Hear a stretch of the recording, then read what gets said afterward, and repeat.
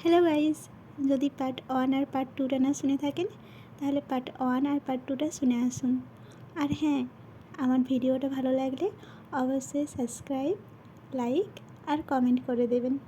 তাহলে এবার গল্পে যাওয়া যাক। সুপ্রিয় পা টিপে টিপে সিঁড়ি বেয়ে ছাদে উঠল। ফোনের টর্চ জ্বালানো, ছাদের দরজা খোলা, বৃষ্টি থেমে গেছে। ভেজা ছাদে চাঁদের আলো পড়ছে। মাঝখানে দাঁড়িয়ে তিশা, সেই লাল শাড়ি, চুল ভেজা, পা মাটিতে লাগছে না, হাওয়ায় ভাসছে।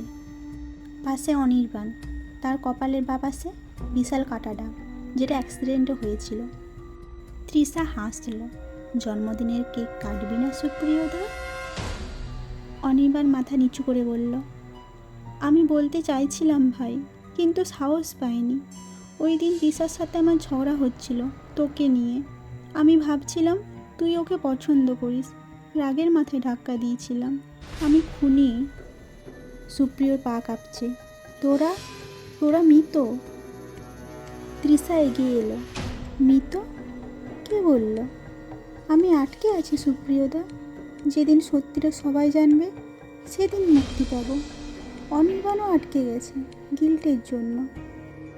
হঠাৎ ছাদের কোণা থেকে গৌতম কাকার গলা, বাবা, আমি তৃষা দিদিমণির বাবার ড্রাইভার ছিলাম। মারা যাওয়ার দিন আমি গেটে ছিলাম, সব দেখেছি, কিন্তু সাহস হয় নাই বলে। মালিক খুব পাওয়ারফুল ছিল, কেউ ধামাচাপা দিয়েছে। সুপ্রিয় চিৎকার করে উঠল, তাহলে এখন কী চাও তোমরা? অনির্বাণ পকেট থেকে একটা পেন ড্রাইভ বের করলো। এইটা নিয়ে ওই দিন রাতের ভিডিও আমি মোবাইলে তুলছিলাম প্র্যাঙ্ক করার জন্য। পুরোটা রেকর্ড হয়ে গেছে। পুলিশকে দে, নিউজে দে। তৃষা জাস্টিস পেলে আমরা মুক্ত। তৃষা শেষবার হাসল। আর হ্যাঁ, কেকটা খেয়ে নিস।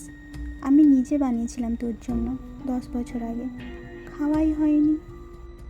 একটা দমকা হাওয়া এলো। তৃষা আর অনির্বাণ হাওয়ায় মিলিয়ে গেল। ছাদে পড়ে রইল শুধু পেন ড্রাইভটা আর একটা শুকনো গলা। 7 দিন পর সব চ্যানেলে ব্রেকিং নিউজ। 10 বছর আগের কলেজের ছাত্রীর মৃত্যুর রহস্য ফাঁস।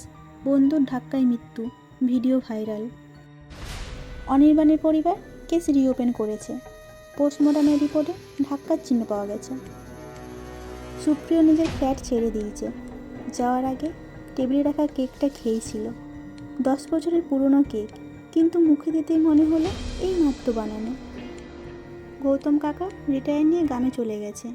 যাওয়ার আগে সুপ্রিয়কে বলেছে, বাবা, গতকাল রাতে স্বপ্নে তৃষা দিদিমণি আর অনির্বাণ বাবারে দেখলাম, হাত ধরে হাসতাছে, কইল তারা মুক্ত। সুপ্রিয় এখন নতুন ফ্ল্যাটে। রাত 2:13।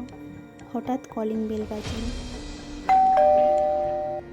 সুপ্রিয় ধরপড় করে উঠল, আয় বলে চোখ রাখল। দরজার বাইরে একটা ছোট্ট বাচ্চা, হাতে একটা চকলেট। বাচ্চাটা হাসল, আঙ্কেল, থ্যাংক ইউ। দিদি বলেছে তোমাকে চকলেট দিতে। দিদি এখন ভালো আছে বলেই বাচ্চাটা দৌড়ে নেমে গেল। সুপ্রিয় দরজা খুলে বারান্দায় গেল। নিচে কেউ নেই, গেট বন্ধ। শুধু টেবিলের উপর রাখা শুকনো গোলাপটা হঠাৎ তাজা হয়ে উঠেছে, টকটকে লাল।